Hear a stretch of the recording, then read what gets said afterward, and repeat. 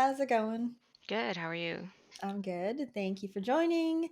Why don't we get started by why don't you share a little bit about yourself and what you do? Yeah, for sure. So I'm a 3D artist originally, and then a little bit ago, I guess, I started my own studio called Pushing Vertices, and so now I'm kind of the creative director, president, whatever. So I do a lot of different things in like indie dev side, and I also host events in Toronto. I started the Indie Mixer in 2018, which is like a speed networking event. I think you came to Mm-hmm. that one, Yep. right? Yeah. Yep. And then I also co-host Bonus Stage with 13 a.m. Games, which is like a monthly social mingling thing. So yeah, that's pretty much what I do in my everyday. Gosh, you've got a lot going on. I know, right? It sounds like it, but then it's like, I don't know. It's like sometimes I just wake up. I'm like, what do I even do today? Like, yeah. Okay. Yeah, what is your routine like? What's your schedule? Do you have one thing that takes up the bulk of your time? It's probably the game that I'm working on, like the game for our studio that I'm sort of working on alone right now. Spend a lot of time sort of like coming up with different things to try out and like change and tweak on it. So yeah, day to day I kind of do that. I do freelance as well, on occasion. So sometimes I'm doing that. Yeah, and then other times I guess I'm doing like socials for the events that I host as well. So it kind of changes like from day to day, honestly. Yeah, for sure. The game that you're working on, that's mostly you said it's mostly you, right?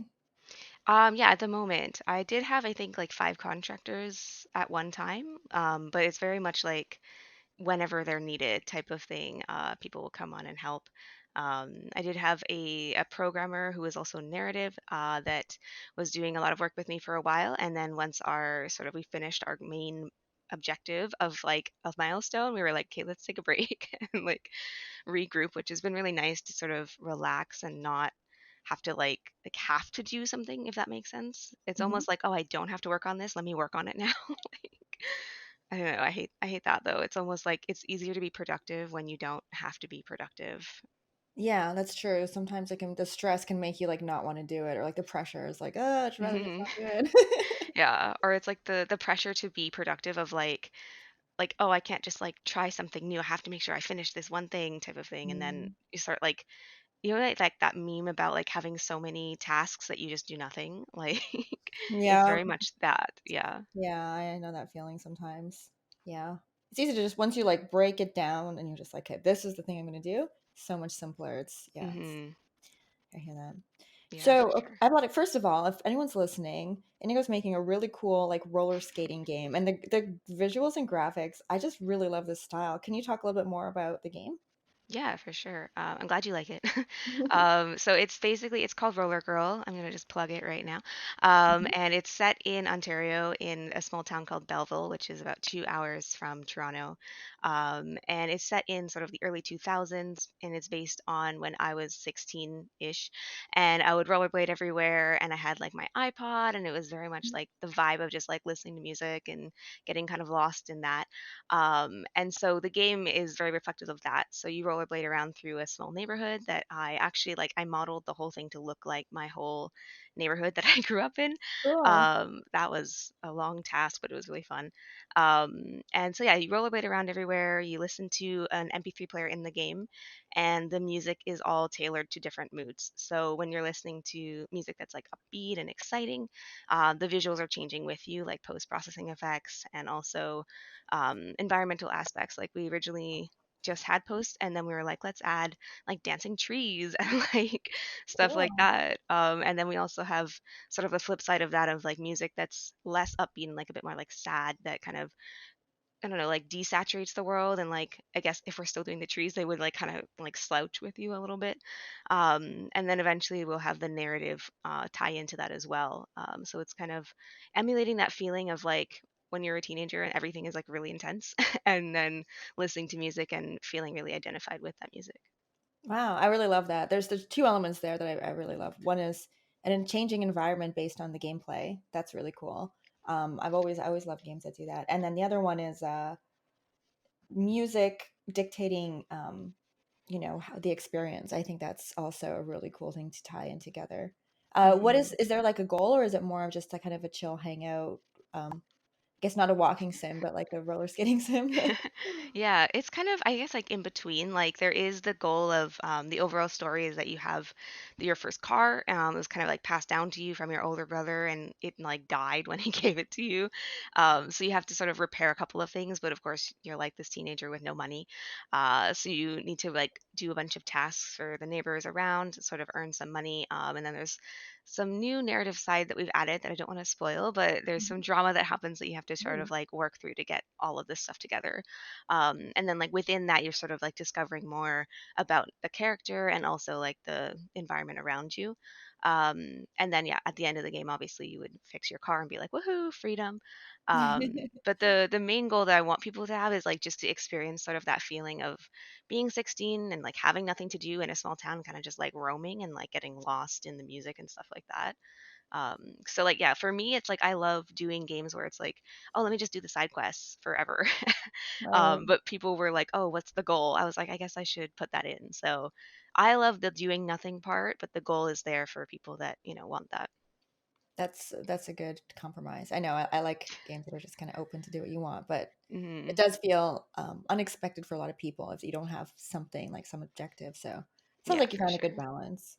I Hopefully, also really hopefully. like that the ending is like it's kind of nice because it's meant to capture that portion of your life where you don't have a car yet. You need to get around. So you're roller skating or just rollerblading?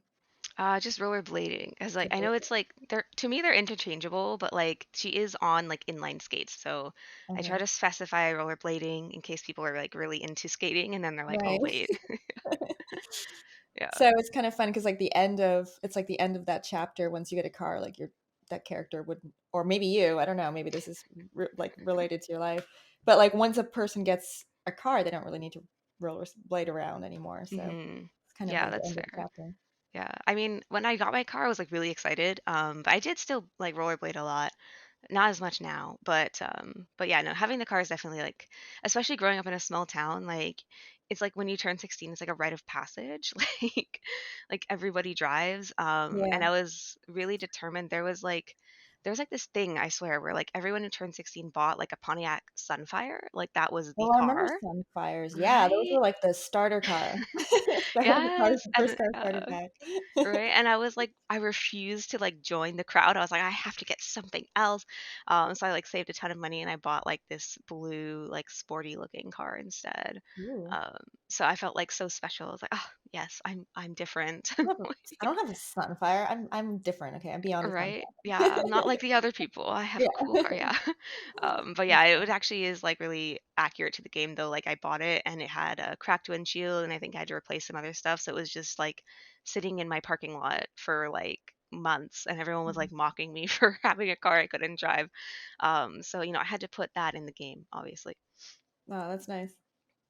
It sounds like it's little autobiographical, which is nice. And directly. Like I feel like obviously when people create art there's always an element of autobiography because it's like your experience, but it's nice Hmm. when it's that direct. It's like this is the town I grew up in and that's Yeah. cool.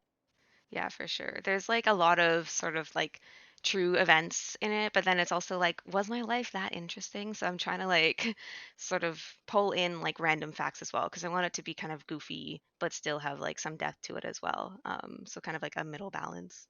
Yeah. I think the best is to mix it up a little bit so it's never really clear what is a real piece of narrative and what is just made up. And you can always be like, Exactly. no, that never happened. Right. Yeah. Or pretend I was like really cool and I had all Oh, this yeah. drama when I didn't have any like at all. Yeah, that's Yeah. good. Cool. Exactly. How long you been working on it for again? I checked and I think it's technically been like 3 years, but Mhm. like it doesn't that doesn't sound right. Like it's been 3 years I think since I started the idea and like planning it, but I think it's only been 2 years since like actually starting the project. Okay. So, pick one, I guess. And have you been working it full time for those past 2 years? No, so it's been more so like part-time. Okay. I guess it's still technically part-time, but it's one of those like it's like when you get a part-time job and they make you work 35 hours a week. It's very Right. much that. Like it's part-time, but I do it most of the time. I see. And What stage is it in? Is it in, I don't know the timeline, or do you stick to a strict timeline, or is it in a particular place? Yeah, so I would say we're kind of in like, to use like Ontario creates terms, we're in like concept definition, where like we've sort of spent some time like defining what we actually want to do. And then going forward, we're sort of pushing into a vertical slice of coming up with like the actual solid mechanics and polishing them to be what we want, finalizing certain aspects and stuff like that. So like the really ambitious timeline is 2025 for release, but I don't know, fingers crossed. Mhm. That sounds like, gosh, it's hard to even like plan. It's hard to tell how long a timeline will be when you're looking at years, because there's so much that goes into it. It's Hmm. difficult to plan this stuff out and give a good timeline. But I mean, it's already looking great, so I'm excited to see where it goes. Thank You you. mentioned having contractors. Can you talk a little bit about how you decide what is needed when, and how you find people, and how that all works? Yeah. So for what's needed when, it's more so like like I focus on like what I want to be done in the amount of time that we have. Like say we have 6 months and I really want to get one mechanic fully done. I'll be like, this is fully what we need to get done. And then sort of budget from there of like finding a programmer if it's what we need and talking to them being like, how much the time do you think you'll need for this? Does it fit within our budget? And kind of going from that. And then finding people is more so like just word of mouth. Like I'll just post on Twitter and then hope that like people will apply. Sometimes I'll like try to message people personally. Hopefully in the future we can like post on job boards as well. Mhm. But yeah, it's sort of like a word of mouth thing most of the time. Um, yeah, I think that's pretty much it. I don't know. It's not. It sounds more in depth than it actually is, I think. What roles have you hired for? So we had a UI person recently, which was amazing because we had this placeholder UI for so long, and it was like I was used to it. I was like, yeah, it looks fine, but it was actually like really bad. So it was nice to get some proper UI. And then we had an animator. Actually, yeah, because all of the movement in game was actually motion capture that I recorded of myself rollerblading around. So I had to find someone to like clean up the motion capture and export it to be like proper files. And then we had a second programmer doing optimization. And who else did we have?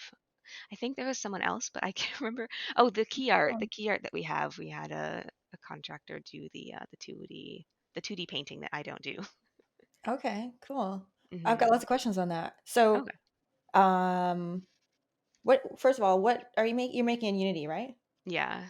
And um, what art tools do you use?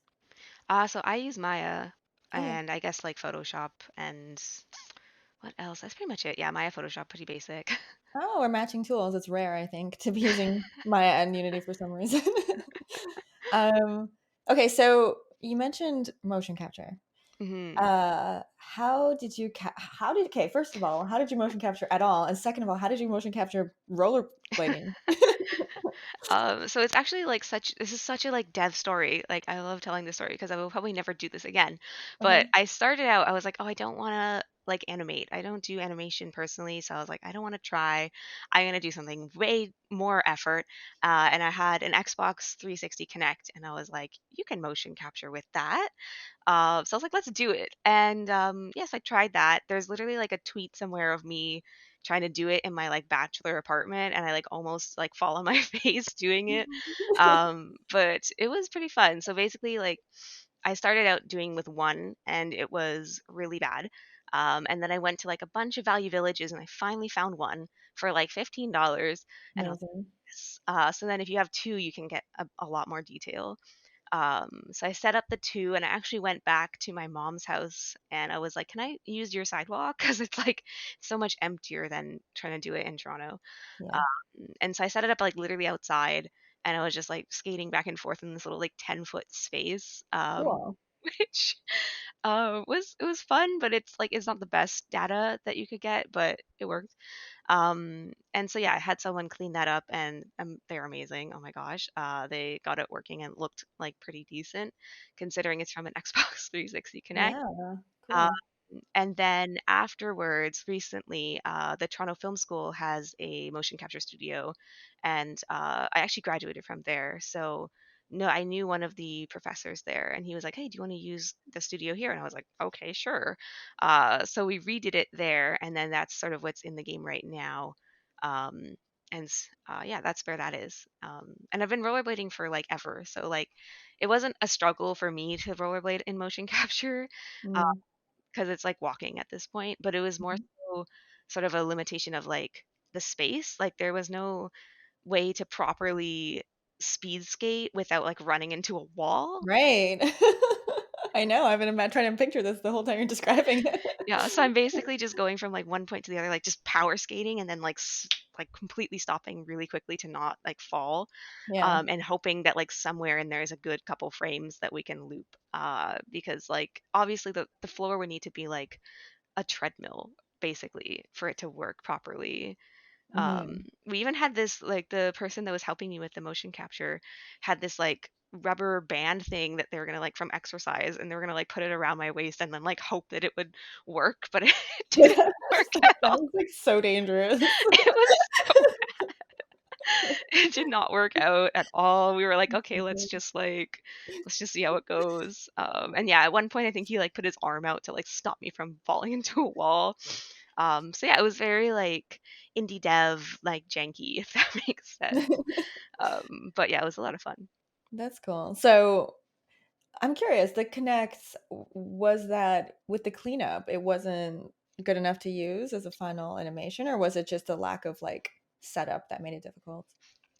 Like with the first, yeah, with the Connect, it was pretty like a lot of cleanup, I think. Like a lot of things were like really shaky and like Mhm. the motion capture doesn't really understand that you're on rollerblades, so it thinks you're just walking. Like it doesn't, the foot movement is weird because it thinks you're like doing something crazy, which I guess you Yeah. are. So yeah, like the original animations were actually pretty good. I didn't have enough like range. I just had like skating and stopping and jumping, and I wanted to have like different movements included, and like interactions of like talking to people or picking stuff up. So like when I went to do the next shoot, I had this like whole list. I'm like, let's just do everything on this list, and like just in case I need it. So yeah, it was more so of like expanding the range versus quality. Okay, cool. So when you put in the original, like, how do people clean that up? Because you get, like, so many keys, right? Do they just take keys out and fix the ones that are needed?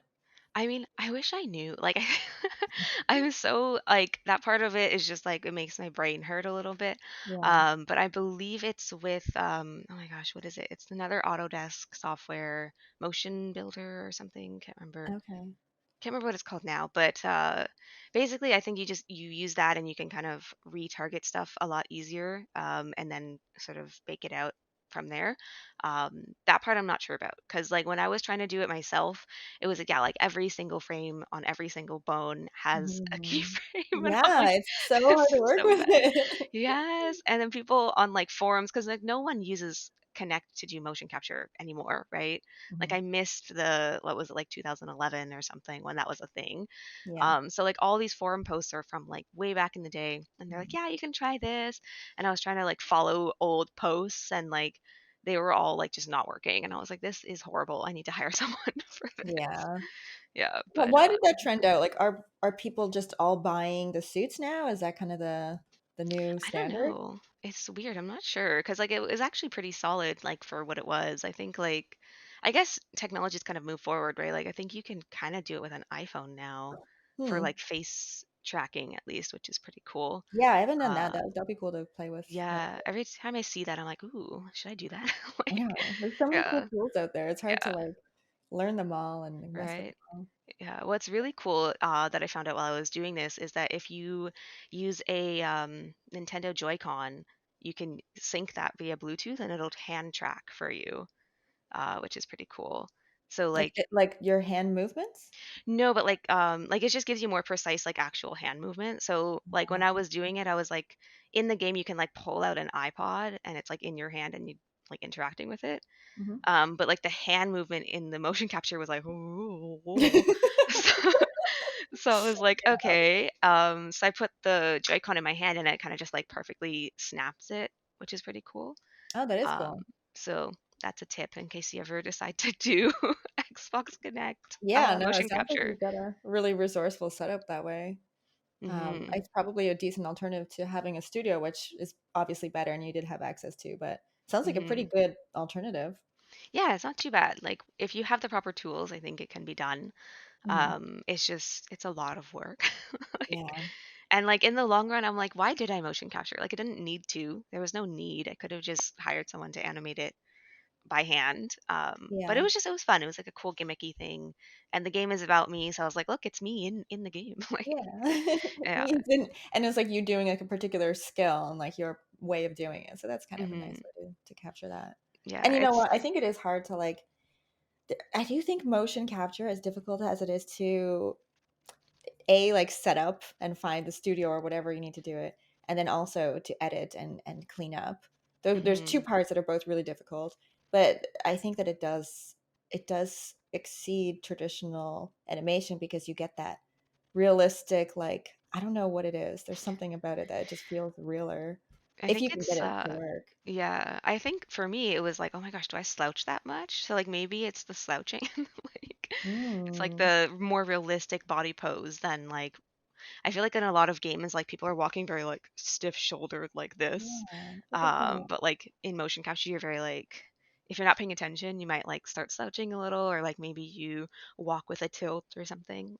So maybe it's like this those little details. That's true. We always, like, think of animation of, like, how do people walk, but everyone has a weird take, like, a bit of a difference in their gait that, like, it's hard to capture, or it's hard to, like, Mhm. I guess a really good animator would watch that in real life and implement it into their work, but that's, like, mastery of animation. It's hard to just do a walk cycle that looks like someone's actually walking. Right. Yeah. I remember like in school we were doing 2D walk cycles and they were like showing us all these different like cartoons and like different ways you could do it. And I was like, this is like mentally exhausting, like to come up with all the different stuff. Yeah. Yeah, and, like, where to put the keyframes, like, whew, Hmm. I struggle with animation. Yeah. Animation is not, it's like animation and programming and audio are like things I'm just like, that's for other people. So you don't do the programming on the game? Not really. I've started sort of exploring that a little bit of like just sort of prototyping things so that if I do want to do something, I can sort of demonstrate to the programmer what I actually want instead of trying to like describe it. Mhm. But like to do the actual like heavy lifting of programming, no, I don't, I can't yet. Not yet. Hopefully in like 10 years or 5 years, I'll be like solid, but yeah, not right now. Well, it sounds like you've got a good setup. So if you can find people to help where you need it, allows you to focus on, the skills that you're good at and like doing or feel comfortable with. So sounds like a good Hmm. setup. Yeah, it's working so far. I hope I'm like a good enough manager, like team leader. Yeah. What about, have you started like marketing the game yet? Well, I have to other devs, as we all do. Yeah. No, I haven't started like proper marketing. I have like obviously the Twitter, which I think has like 700 followers, which is not terrible, but obviously not great. I think I tried TikTok for like a bit, but I feel like really out of touch when it comes to Mhm. TikTok. I'm like, what's happening? So yeah, it's not very marketed at the moment, but that is one of my goals that I am putting off. So. How did you feel about that's something I'm always considering, like, do I do a separate social, like, you have your own dev Twitter and then you have like the games Twitter. Mhm. How, like, did you think about that? Did you consider, like, does it make sense to separate them? What do I post on each one? What was your thought Yeah. process? I think it was like someone well, a while back told me that like the key to like doing a game dev properly is like getting your social media handles early or something. And I was like, Hmm. yeah, that makes sense. Or like something like that. Or like if anyone questions the IP, you can be like, I've had this forever. I don't know. Mm, So that's partially why I made it. And then yeah, I guess like to me posting about it on my personal seems like a bit too much, I guess, if that makes sense. Like, because I'll retweet like everything on my personal anyway, but it's kind of nice to have like a separate account that you can like show people and it's like just the game and stuff like that. And it's kind of like a different vibe. Like, I think there's like a different voice you can have in that versus in your personal. mhm. I think, I can't remember who it was, but there was someone else who does a lot of like promotions for games, and they sort of have like their personal account and then their separate promotional account. And I feel like that kind of made sense. So I feel like I probably modeled that a little bit. Yeah, I think you've got a good setup. The other question is like, do you do one for your game studio? Right. Yeah, we do Like, have a Twitter. It's definitely not as active because the studio is very much the same as the game at this point. Because there's nothing like we haven't done anything as a studio other than this game. mhm, So I haven't really come up with like an identity for the studio. So it's kind of just there, and it also retweets everything that the mhm, game retweets. So it's kind of like it's there. I kind of plan to like do more with that once we've become more established. So there is kind of like those different voices. So say we do publish in 2025, hopefully like the next game we do, we can start posting from that, and then it kind of all links to the one company versus everything everywhere, if that makes mhm. sense.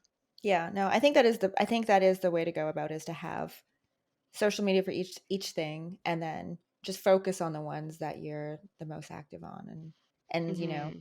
when the game gets closer to launch, you can start posting on the games one more and that kind of thing. Makes sense. Yeah. Which Yeah. social media platforms do you use? But like I personally prefer Twitter. I know it's like it's going down and I'm very sad, but like until it completely dies, Twitter is like what I will always use. We do have Instagram for the game, and I think I had a Discord. It's not as active as it could be, but I do have it. And then I have a mailing list too. So I'm kind of like leaning towards the mailing list as the main point of contact, just because it's like you can kind of control that a lot easier. Because like say Twitter dies, then like those 700 followers are like kind of pointless now.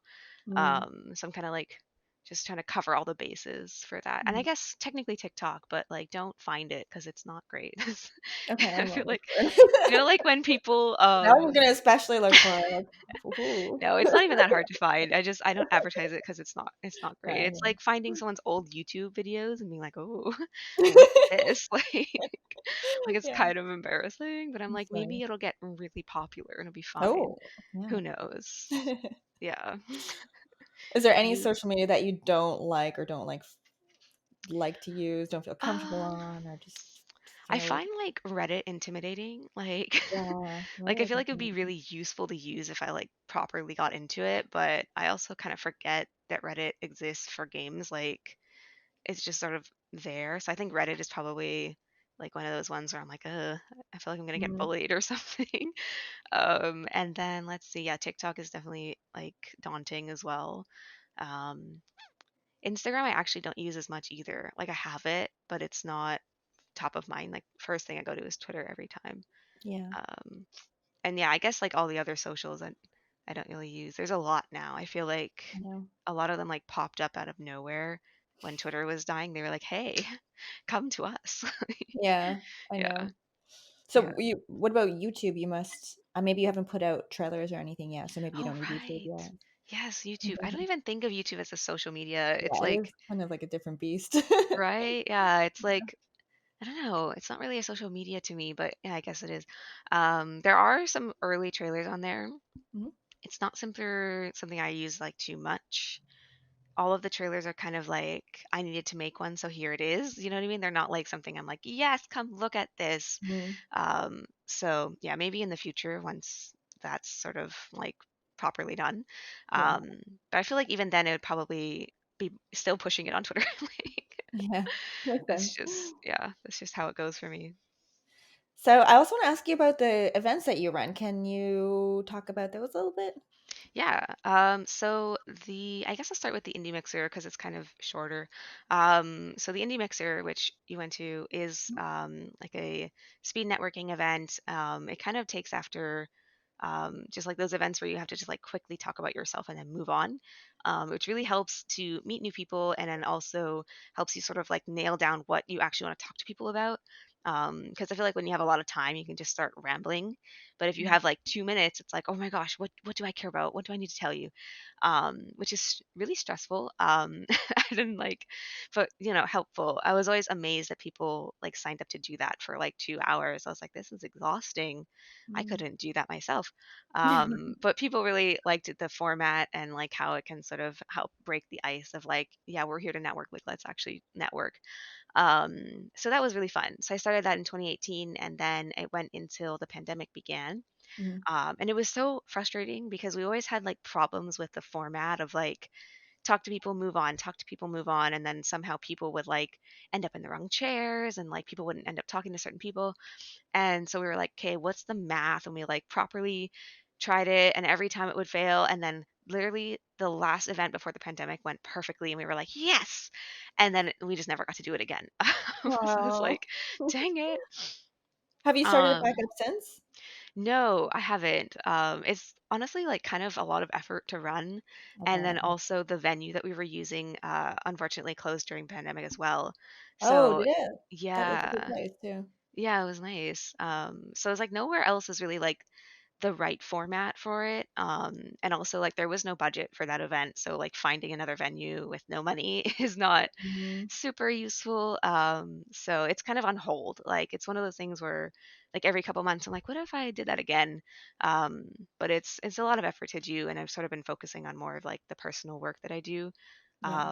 And also then I started co-hosting bonus stage again in June this year. So I guess I'll explain bonus stage as well.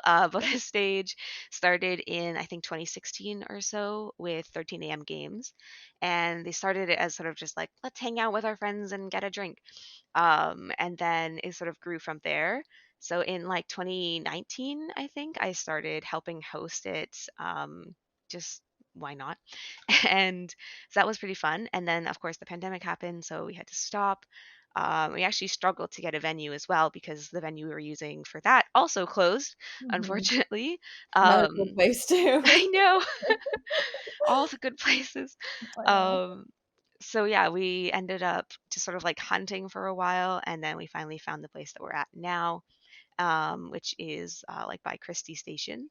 Mhm. And so yeah, we host every second Tuesday of the month, and it's very much just like a relaxed, like social mingling thing. We have multiple micro talks. So it's like two people will do like a 5 minute talk each, and it's usually just like anybody. Like we'll either have like new students or recent grads or even like fellow indie devs. I think we had someone who did marketing or something like that. So like it's really useful to get perspectives from everybody. And then the 15-minute talk that we have at the end is usually reserved for someone who's a bit more established in the industry. Sometimes we'll have like AAA people or like just established indie leads just come and sort of talk. It's not like super educational, but it's not like pointless either, if that makes sense. I kind of compare it to like a TED talk. Like it's entertaining and it's educational. It's not just like, let me educate you right now. There's like a fun aspect to it. And a lot of the times, like the crowd will get into it too. And like there's audience participation and stuff. So that's really fun. And then afterwards, people just mingle and sort of like talk with the speakers and just hang out. So yeah, it's pretty fun. That's cool. That's funny you're talking about like it's informative but not like like not technically educational and like reminds me it just made me think of in university we had these casual talks like that and they called them colloquial. And it feels like the Okay. most non-colloquial term for colloquial meetup. But yeah, no, that's kind of a nicer way to do it too. Sometimes when the talks are too specific or too technical, it's like it takes the fun away out of the event. So I find that that's a good way to do it. That it's Hmm. keeps the energy kind of casual and social and chill. Yeah. Yeah, Yeah. I think it's really nice too because a lot of people will sort of talk less about like the technical aspect of game dev and more so like the emotional side, if that makes sense. Of like, Mm, yeah, every 2 weeks I hate my game. Do you know what I mean? And then every 2 weeks I love it. So it's like you're kind of like feeling related to. You're like, oh, other people also have these struggles. That's good to know. I'm not just mm. like the only person with imposter syndrome. Like, That's so that important part of to it. see and hear as well. I think it's like Hmm. really important, especially if you're a solo dev or a really small team and you're not really connected to other people and you go to an event and people are saying, "Yep, it's isolating, it's challenging, it's you get these types of emotions," and it's like, oh, it's not like I'm not failing, it's just that's just part of the process and it's okay. And you can Hmm. feel the feeling and just keep going and not dwell on it too much. Yeah, exactly.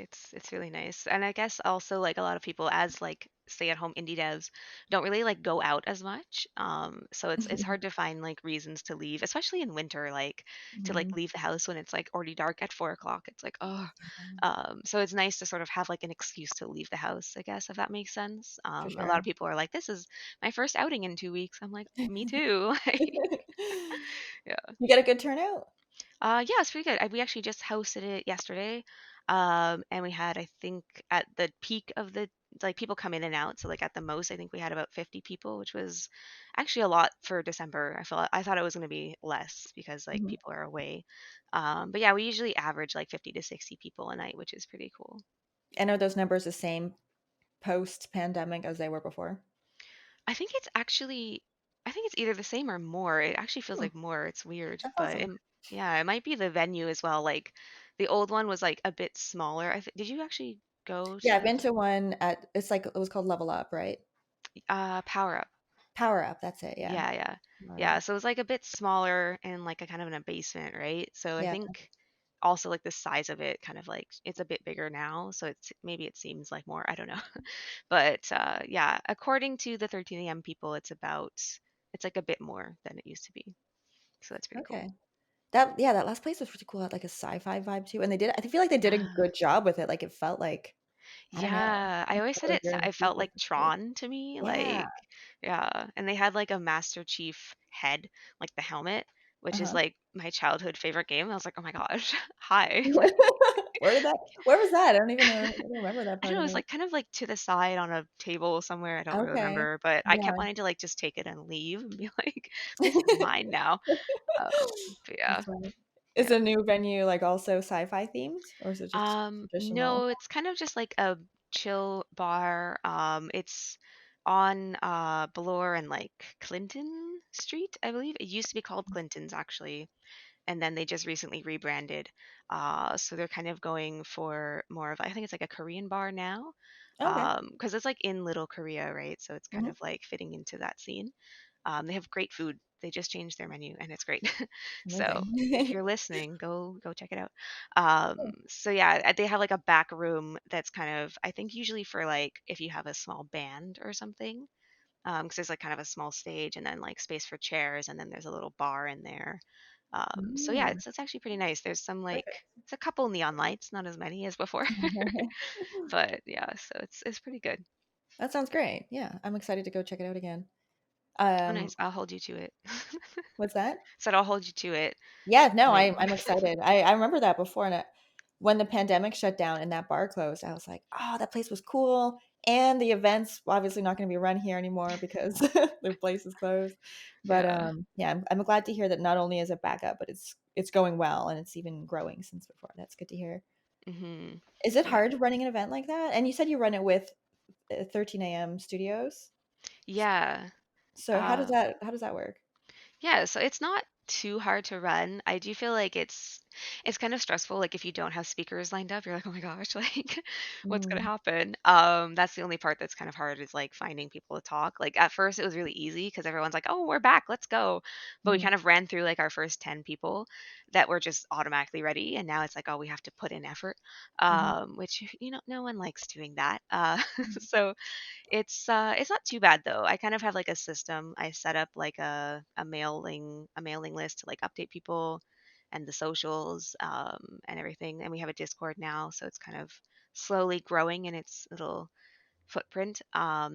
And yeah, so with 13 a.m. games, they started it, and then Unai from 13 a.m. He's like the narrative person there. mhm, He's kind of like the main person that sort of helps me out with it. So either like he'll go and host and I'll be there, or I'll host and he'll be there. And so yeah, it's kind of nice to be able to like handle stuff with each other instead of like with the indie mixer, it was just me. So if there's ever any problem or anything, like I have to deal with it, which is like, mm. which is great until you actually have to deal with something and you're like, oh no. Um, so it's nice That's to like like, complex event to run on your own too, my goodness. Yeah, it was nice because like a lot of the community kind of like stepped up to help. Like by the end of it, I had like a videographer, a Oh, photographer, and like cool. people just like volunteering to like set up chairs, which was great. Actually, That's my friend awesome. Nabil, who I actually met from going to the Indie Mixer, he started volunteering to like help out. So he would show up like early and always be like really helpful, like moving tables, and just sort of like generally helping out and like helping people move to the next table and stuff. So that was really nice. Just having people like come together. Someone designed the logo for free. Yeah, it was pretty cool. That's very cool. Yeah. I like that one was in case anyone is not understanding the concept. It's you already kind of explained it, but or not to re-explain it, but to highlight the one of the benefits is if you're like looking specifically for, I don't know, if you're looking for like a narrative designer or you're specifically looking for an animator or whatever, and you're like, if you're in a group of people, it's hard to find the person you're looking for. But with this, you just talk to so many people. You're like, oh, fantastic. And oh, and do you do contract? You do. Okay, like let's talk again after the you talk to everybody else and you get to know what everyone does, which I think is a great way to learn because like you said, you can also, you spend a whole event talking to just one or two people and there's so many cool people to hear what they're up to and it's a great way to learn what everyone's doing. So That that's is a good way to say that. Yes, I'm going to hire you to be the marketing person if we bring it okay. back. Right. ChatGPT can outdo me already, so Oh, fair, fair. Sometimes it talks weird though. Okay, does you're it? like, I don't know. Sometimes you throw something in there and it comes up with like really weird ways of saying stuff. Maybe I'm just using the wrong prompts, but I don't use it yeah. that much. But and when I do use it, I'm usually wanting a weird prompt. I'm like, do it in hmm like a really weird, like sassy tone. No, Like oh god, amazing. I will admit sometimes I use it to reply to emails where I'm like, I don't know uh-huh. what to say, and then it says it like really formal and weird. I'm like, no, no, no one talks like that. So yeah, there I is hear you. that. Yeah. Do you use But AI in any of the game development you do? no, not really. It's kind of like everything is already like on track, if that makes sense. Like I feel like if you're, at least to me, if you're gonna like do AI in game dev, I feel like it's you need to like start with that in mind, if that makes sense. Mhm. Like I was on another project, I was doing some freelance work, and we were using AI to sort of just like workshop like style ideas or like get a base for what we're gonna do for textures or something like that. So I feel like that's kind of really where it's useful, at least for me. To me, like that makes sense is like using it to just like quickly iterate on ideas and then kind of go from there, and then you can be like, oh, we have this idea, let's hire an artist to like do it properly, and stuff like that. But yeah, I think it's also like it's hard to use AI when it's like constantly changing and people are constantly like deciding what you can and cannot do with AI like legally. So it's kind of like I kind of want to just leave it until we've decided what we're doing with that. No, yeah, I know. I hear you on that one, especially with Steam and yeah, it's sometimes not worth it to even like put in something small with AI because what if Steam really does hammer down and be like, no, you cannot have any AI generated stuff in your game. You cannot like what tools are allowed. It's all up in the air, and if it's a big game, hmm it can be a little bit intimidating to incorporate it. Yeah. Yeah, Imagine it's like you're like, yeah, I finally released, and then you're like, never mind. yeah, I gotta go in and change all the I don't know whatever Yeah. images or text or whatever was used with AI. Um, Yeah. what about for the events? I guess you could use it for like copywriting, but there's not really much else you can use it for events. Yeah. Not too much. I guess we could do like poster design, but I don't know. Yeah, most of the copyright is just me, like just whatever I thought of. Cause like I used to put a lot of effort into like social posts for the indie mixer and stuff, but it's like it's not my job. Do you know what I mean? It's not like my full-time job. So it's like a lot of effort to spend that much time on a post. So from now Mhm. on, I usually kind of just come up with something. I'm like, yeah, let's post that, like whatever. Which is really actually nice. Like it's nice to just be like, this is kind of a stupid thing to say, but I'm gonna go with it anyway. So yeah, I don't usually do much copywriting, but I will keep it in mind in case I have to do that. Well, I think yeah, if you're able to do it without too much effort, then that's ideal. And like you said, it's a little bit more like authentic if it's just something you think of and you say it rather than trying to craft the perfect Yeah. caption. It's like I feel like people don't it doesn't resonate as well when you do that. Or at hmm least depends on the audience, but it's nice to see Yeah. authenticity on social media. That's fair, yeah. I even find the same with like speaking in public. Like I had yesterday at the event for bonus stage, I had like notes on my phone of like what to say like what to cover because I was like, I always forget what I wanted to say while I'm on stage. And then so I was like reading off my phone. I was like, this sounds so boring. Like I'm not reading with any like passion at all. I'm just like, yes, and this is what I'm gonna say. So I feel like it's kind of the same thing on social. Is like you can tell when someone's like perfectly crafted this text versus like, oh, let me just throw this up with an emoji and then move on. So yeah, I try to aim more for that now is like just having fun versus like sounding perfectly correct. Yeah. Even with this podcast, I started off like the first episode, I'm like, I'm gonna like only pick like the highlights. I'm gonna make it like shorter and like just have like the best conversation. And I spent so long editing, and then after that, I'm like, okay, less editing.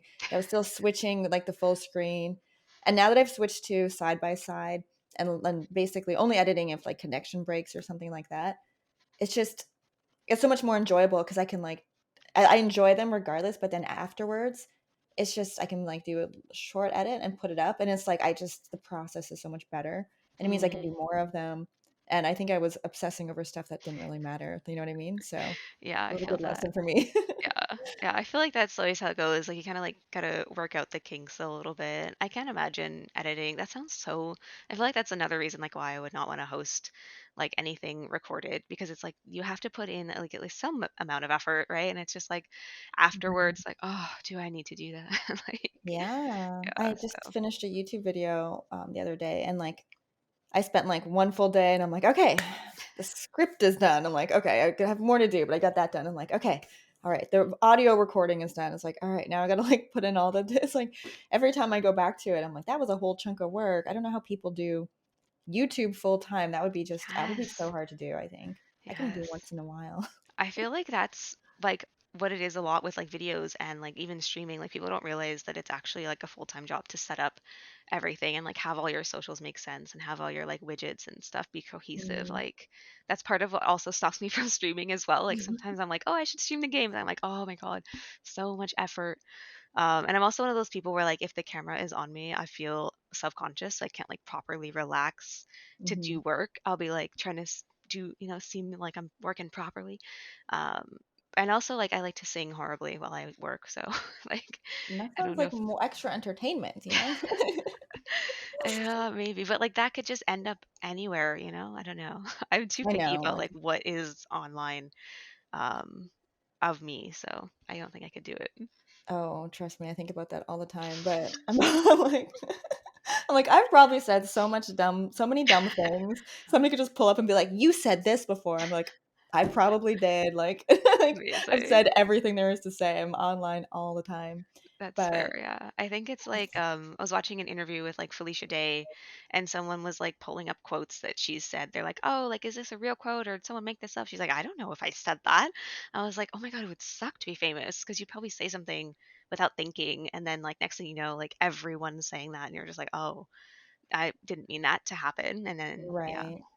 I yeah. think at the end of the day, it's like if you're trying to be a good person and you're coming from a good place and you just try to be kind to people, um, maybe there'll be slip ups, but I think hopefully most people can understand like if you screw up or whatever, Mhm. and the fact that a lot of people are online all the time. I don't know. I think it's kind of like a growing pain on the internet right now, where there is so much there is so much content for every person. Actually, a really good example of this is like the streamers who are really like famous streamers who Mhm. are on like 20 hours a day, and because they're saying all kinds of stuff, and those type of streamers are like giving their opinion all the time. Like I'm just doing game development. They're like giving their opinion and really kind of um polarizing and sometimes. But Mhm. they say dumb stuff and people know that it's just doesn't That's necessarily true. define them who they are. Yeah, that's fair. I'm always like afraid that I'll say something really stupid and then in like 3 years I'll get like canceled for some reason. But I don't think I have enough of a fan base for that to like matter. So it's like, whatever, it's fine. I know the cancel culture is like a kind of a weird thing. That's, yeah, so that's another topic for another day. Yeah. Um, I was gonna ask you about something else with the events. Oh yeah, like how did you start getting into events? And do you have any tips or suggestions? Maybe people are listening and they're thinking, man, I wish there was events in my town or my city, and maybe they should be starting them so that there are, you know what I mean? Do you Yes, have any yeah. suggestions or story about how you got Um, started? let's see. I guess suggestions is like not I don't really have good suggestions. My suggestions are always like, "Just do it." So, like, that's not a good whatever. Um, but I guess, like, cause like, that's basically what I did. I was like I originally had the idea for the indie mixer, but it wasn't what it was. I originally was like, "Well, what if it was, like, an app that's, like, a mix of, like, LinkedIn and, like, Tinder, where, like, you put your professional thing up, and then people are like, 'Oh, I'm looking for an artist,' and they're, like, swiping through art, being like, 'What's the art style I want?' And then they would like match with you and then you would like work together. Does that make sense? Mhm. Um, but then I was like, I don't know how to make an app. And also someone kind of made that right like afterwards. It doesn't have like art stuff. It's more business, but they did make one. So I am gonna sue them. No. So yeah, originally I was like, oh, it could be an app. But then eventually someone was like, oh, you could just do an event. And I was like, oh, true. And so we kind of like sort of slowly formulated the idea of doing almost like musical chairs type of thing, Mhm. which is how the speed networking came along. So it was kind of very much like I just stumbled onto it. So it's not like, I don't know, it's not super useful to give advice because like I just sort of like did what happened. You know what I mean? Like I was just going with the flow on that one. But yeah, I guess like the best advice I came up with once was to sort of like stick with what you want. Like a lot of people were like, "Oh, I don't know what people want in the area." I'm like, "No, what do you want? Like what do you see is Mhm. missing in the area and like just come up with that and then the people that agree will show up if that makes sense. And then if no one shows up, then I guess you know what's happening. But yeah, it's kind of like Time to just move. try it type of thing. Yeah, like nothing starts out perfect, right? Like just Mhm. started out like the first one that I did was like 15 people in this tiny room. I just bought like a case of water and like a bag of chips. I was like, "Come show up." And then yeah, it kind of grew from there. People were like really into it. I was like, "Oh, okay." And then by the end of it, like things had gotten a lot more polished. So I think like the best idea is to sort of like do it, see how it goes, and if it doesn't go well, like don't just give up. Just sort of like pivot. Maybe like ask people for help, ask them what they liked, what they didn't like, what they'd rather do, stuff like that. Mhm. And just like don't take it too seriously as well. Those are some good tips. Okay, good. I'm glad. What about on for people who are shy speaking in front of an audience? What about on doing that? Do you have any suggestions or tips getting started with that? Oh, no. I'm still bad at like that. Like I'll get so nervous before I have to go on stage to like start bonus stage. Like I have a little Really? like spiel that I do and every time I'm like my heart's like pounding. I'm like, "Oh my God." And it's like the lights are so bright. You're just like, "Ah." So yeah, I don't know. I guess it's like it's just one of those things you just like have to keep doing over and over to get better. And then I guess writing out, like kind of practicing what you're gonna say. Like I know it sounds really cliche, but like just practice in front of a mirror or not. Like I think the one thing about Zoom being so popular lately is like I realize I hate looking at myself while I talk. Mhm. So like maybe practice in front of not the mirror. Like maybe just talk to like I don't know a picture of someone else. Put some action Uh, figures on your desk.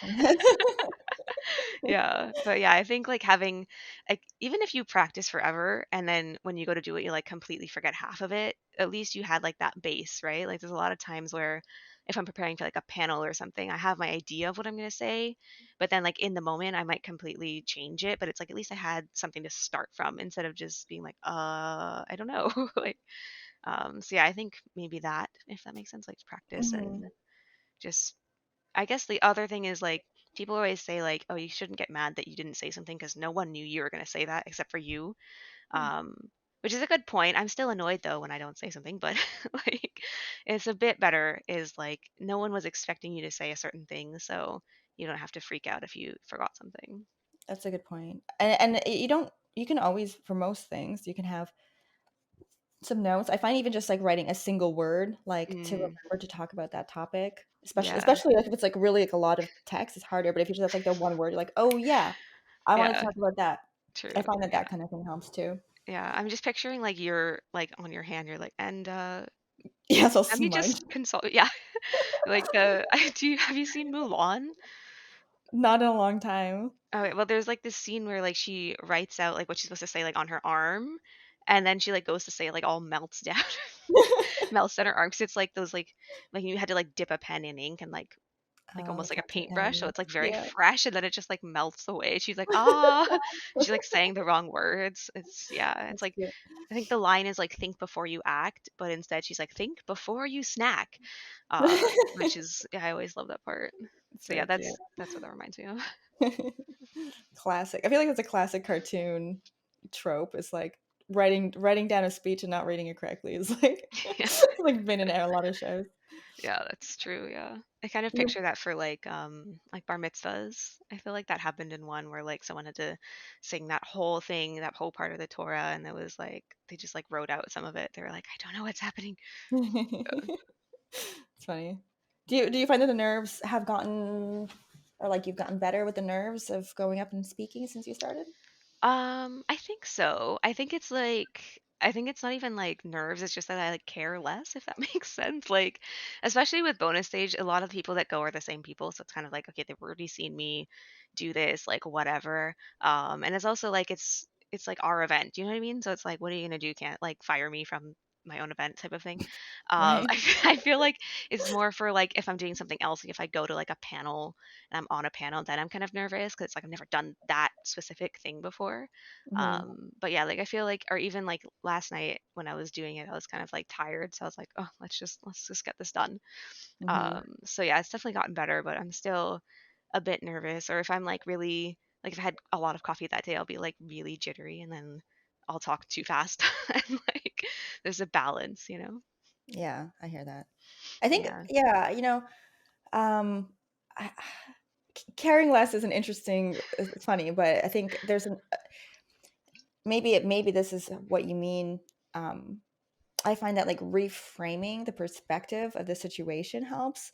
So it's easy to go up and be like, "Oh my gosh, like what if I do this?" and like what if I do that and like it would be so embarrassing or like I think of it like you're on the spot.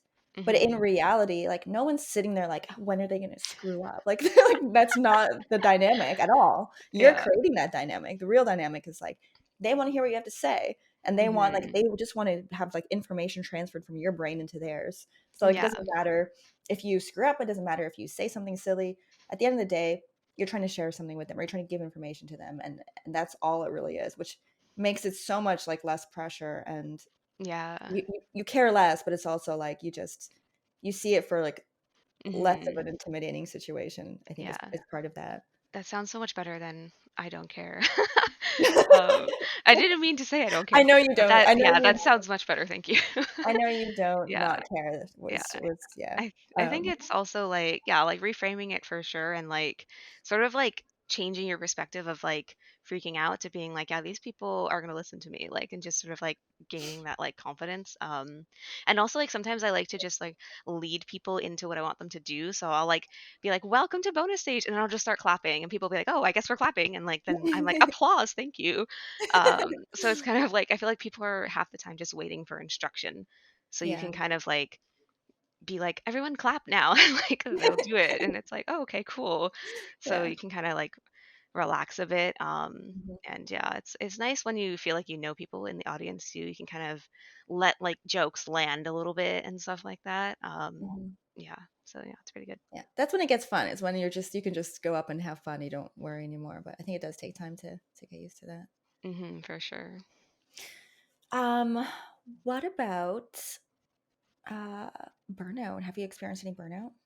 Yeah, at least I think so. I feel like it's another like layer of imposter syndrome to be like, was that burnout? But yeah, no, I'm pretty sure I did this year actually, because like for several months I was just like, I don't want to do anything. I'm like everything I tried to do, I was like exhausted by and felt like very like, oh, this isn't look good. This isn't very productive. Like, what am I doing? And then I finally like kind of broke out of it, um, and like I took some time to like just not worry about stuff for a little bit, Mhm. and then I just like did something else. I was like, let me just work on like some other project or like some other thing, like just for fun, like no pressure, nothing matters, just do it for fun. And that got really exciting. So that was kind of like fun to sort of pivot and sort of break out mentally from the project and then re-enter with like a fresh mind and kind of try to carry that like freedom, I guess, of like this doesn't matter as much as I think it does type of thing. It's like I feel like especially with like creating something that's like very personal, it's like, oh, every detail must be perfect. Hmm. But then it kind of reminds me of this quote that I heard a while ago of it's all oatmeal. So like it's basically like you could be painting like a bowl of oatmeal and you could sit there and like paint each oat, but at the end of the day like you're just going to see a bowl of oatmeal. So like why stress about each individual oat, if that makes sense. Hmm. Yeah, absolutely it does. In fact, it's kind of the same as the events and the public speaking. Like at the end of the day, people want to just play a game and have fun. It's not like a death, life and death situation. Like, yeah, Yeah. it's not Yeah.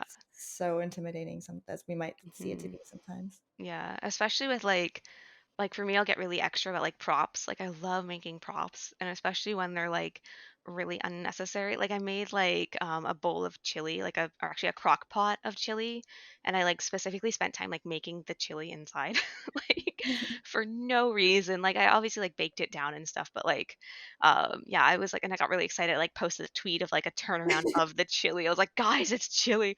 And like three people liked it. I was like, "This is the best part of the game." Like Not getting the appreciation it deserves. literally. And then I was like, I think I'm gonna have to add in that like feature where you can like pick up items and rotate them.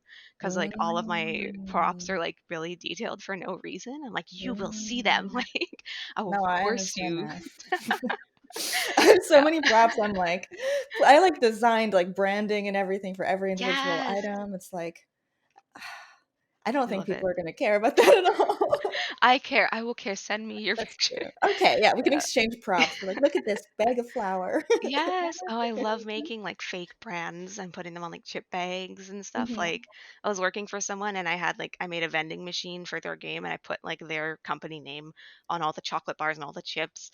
That's And cute. then they were like, if anyone thinks I'm like self-centered, I'm blaming you. And I was like, that's fine. Like, but yeah, no, I That's love cute. making fake brands and like putting in like details that no one will ever see. But yeah, no, it's great. Yeah, I've been putting like chat, like Twitch chats usernames in the on the brands, Oh which my has been a God, lot of fun. And nice. like, which brand could match your name? And like, sometimes there's some fun overlaps. That's And awesome. I liked in the last game I made, I did a lot of brands that were like setups for jokes. And I was like, I Hmm. don't feel like anyone, and I did that everywhere in the environment. I'm like, just setting up for a joke, like kind of half of the joke. I'm like, I don't know if people are going to A, get it, and B, care. So I'm like, whatever. I'm entertained by doing it. So I There we continued go. doing it.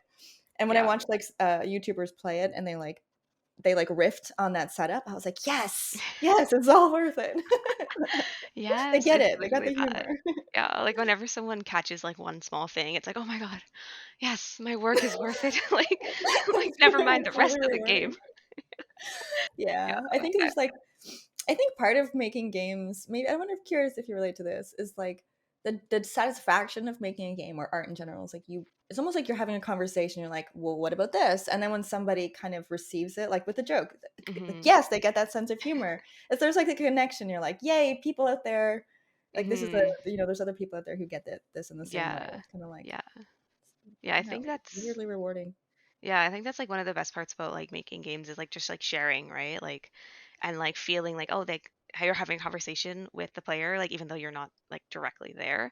Um Hmm. there's like a couple of examples that come to mind for this is like one was the creator of a short hike was talking about how they kind of like purposely hid things that you could find in specific places and it was kind of like you're talking to the player like, "Oh, I saw your train of thought. Like, good job for finding this type of thing," which was really cool. Like they hid sort of like unlockables in like very specific places that were hard to Oh, get to, and it was like if you put in the work to get there, they were like you were like rewarded. So it's kind of like, "Oh, I knew someone out here was going to find this type of thing, that's right?" cool. Yeah, and then my other favorite one is like Grand Theft Auto, how they have like a lot of little things in there that like Hmm. if you're me and you just like roam and look at them, you can see like a lot of their billboards are like references to other brands, but like in really like shady ways, which is great. Yeah, the Um, parody stuff. yeah, and I Yeah. love how much effort they put into like their radio stations. Yes, Like they all have like personality and they've been carried forward for like years. I'm like, how? This is so impressive. that is so Um, impressive. Another game that does that a really good job of that is Vampire the Masquerade Bloodlines. I don't know if you've ever played it. I don't. I don't It's think like I've an seen that one. old game from I think like the 90s, and but it was ahead of its time, but it just had so many challenges in development that when it came out, it fell flat because there was just, like a lot of bugs and stuff. But it had Mhm. so much depth, and like it had the radio stations, and there's this radio station host, and she's just taking in calls from the audience, and it's so funny. And like I just sit there when I'm playing it, I'm like just listening to the radio station. It's the same with Amazing. GTA. That's why Yeah. people love that game so much. Yeah, I think it's yeah, that's for sure. That sounds really cool. I'll have to look up that game later. Yeah, it's a good one. Yeah. Yeah, I was recently talking with someone about like Grand Theft Auto because we were like, "Oh, did you see the new trailer for GTA 6?" Mm, Which is gorgeous. I can't so even like gorgeous. respect. I know. But yeah, we were talking about like with GTA 5 and stuff like that, like the traffic system. Like I feel like such an indie dev when like you play a game and like you can't play it without noticing like what they've done in mechanics and being like, "Oh, that's impressive." Mhm. Because yeah, I'll be watching, I'll be like just the traffic system is amazing. Like the way it reacts to you is Yeah. crazy. And then like the NPCs, like you can follow them and they'll have like a full conversation on the phone. Yeah. And it's not even like repeating, it just keeps going. You're like, what? Yeah. Yeah. Or I think one time for like GTA 4, I left the TV on and it was like a full TV show. I was like, what? That Like, sounds so crazy. it's so impressive. I I can't wanna even. do stuff like that, but it's so hard to do as an indie, like, it's Yeah. We'd have to yeah, like all get together and like record oh them my all. gosh, you know Like, what? That would be such a fun idea, like, if we had each other it could even be, like, an ad for your game and my game, and, like, it could be, like or, yes. like, you know what I mean? Like, there could be Yeah. or just talk for, like, a half an hour about something silly for your friend Right. on Yeah. the We could radio just like station. make our own radio station and then have like banter and then put it in as the yeah, that'd be cool. I think that'd be really awesome. That's a fun idea, and a fun way to collab as game devs because everyone's so focused on their own project. It's hard to like work Mhm. together, but that could be a fun Yeah. way to do it. Yeah, that would be really cool. Yeah. Especially if someone has like a good audio setup. Whenever I'm like recording voiceovers for TikToks, I'm just like in the closet like, like I hope this works. Yeah, Yeah, that would be pretty cool. Yeah. yeah. I've been trying to think of ways. I'm like, which of these things could I add a bunch of stuff to that's not gonna like a cost a lot of money. Like voice acting is expensive. Mhm. Um, like one thing, for example, I'm like, I could put like I haven't done it yet, but I would like to put in um, that you could go through people's computers and just Okay, find yeah. like because like text you can put in, and I could just add a few and add more as I go if I want to, and it's not like how do I put this? It's not like voice acting or animation or video. It's just text, but it could have so much add so much lore and like have a lot of Mhm. opportunity for like humor and stuff like that. So Yeah. yeah, That would I be like pretty that kind of cool. thing. Yeah, or even like I guess like images too, right? You could have like certain images that are like on people's computers, Mm, stuff like that, or that's like true. even like file organization, I guess like speaks to people. Do you know what I mean? Like some people just have like messy desktops or like one Hmm. folder, or like their background image. Yeah, you could definitely do. It's interesting what you can do with certain things. Like, There's yeah. this is I might be the only thing I add because I think it's just going to be simple and really funny and entertaining and be very telling. Is I think I might um, put a browser on the computer and that's it, and then Hmm. you can't access the internet in the game. So all you can do is click on browser history. And so Okay, all yeah. it is the person's browser history, and it can be like it can be so funny and silly, and you learn about a person through that, right? Yeah, that would be really good. Yeah.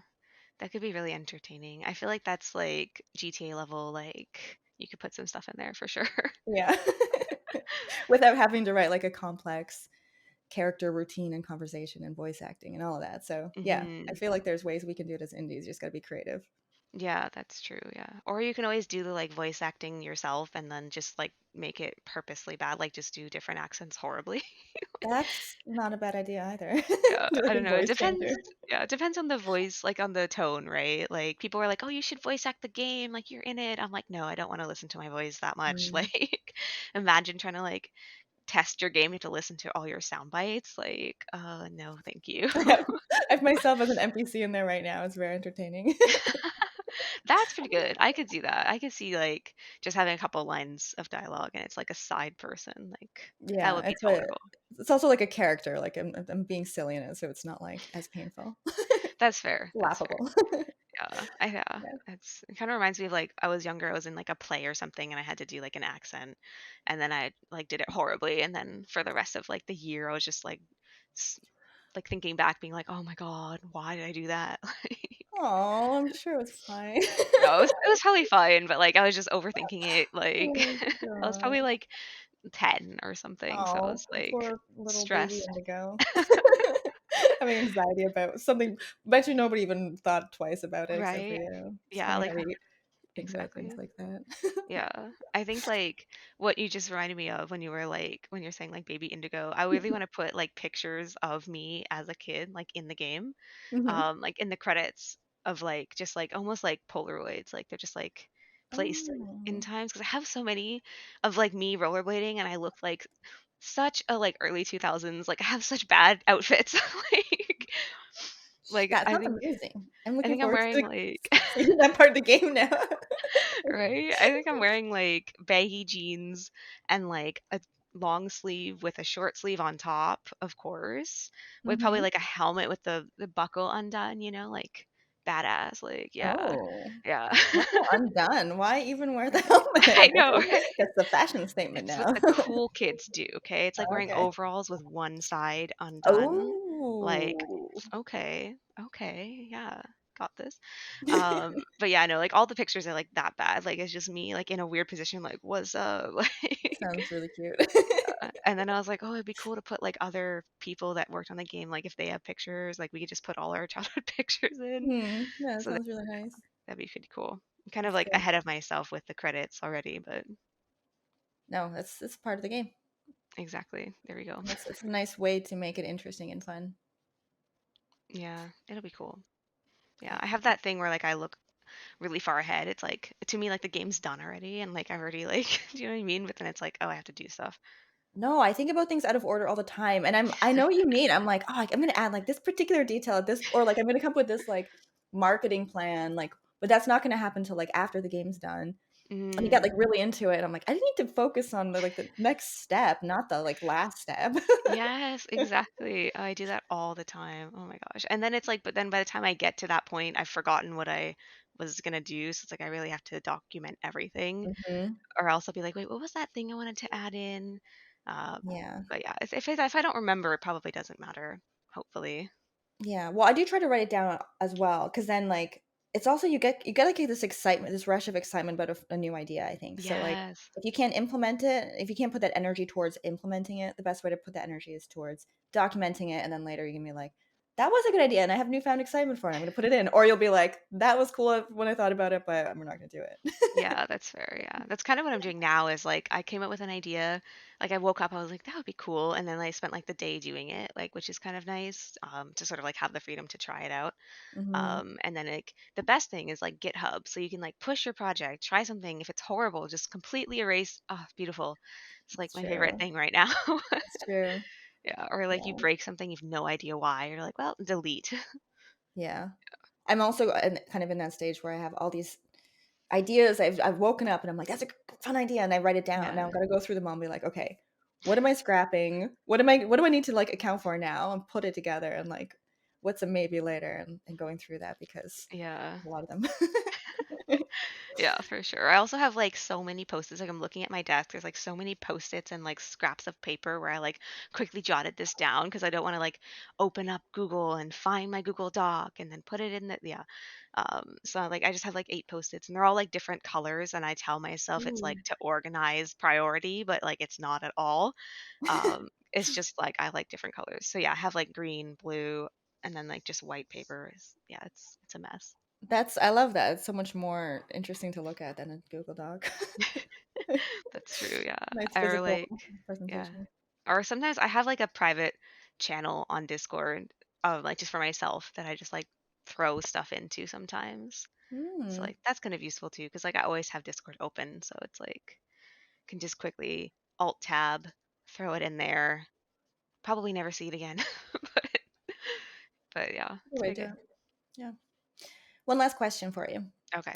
Do you have any tips or thoughts on how to stay productive or motivated with your projects? Oh man. It's like something I usually would ask someone else so I can get tips. Um, let's see, tips. I guess like everything we've been talking about, right, is like don't take it too seriously. Mhm. It's all oatmeal and like staying organized, and like not like trying not to burn out, if that makes sense. Like taking your time and being like, yeah, like today I can take a break. Let's not work on the weekends. Mhm. Let's like just chill a little bit, right? Like that's very important. And then also like getting other feedback, like getting sort of external feedback from either people that know your game or don't, and like sort of getting validation that like what you're doing makes sense. And also talk to other devs because now we're here vibing about props. So like that's exciting. Yeah. But yeah, I think that's all I can think of right now. Cool. Those are great tips. Awesome. Good, good. If people want to find you, where can they find you? Let's see. Well, obviously Twitter. Mhm. It's just my name, Indigo Doyle at Twitter. And then also Roller Girl Game on Twitter, and then same for Instagram. If you find the TikTok, that's on you.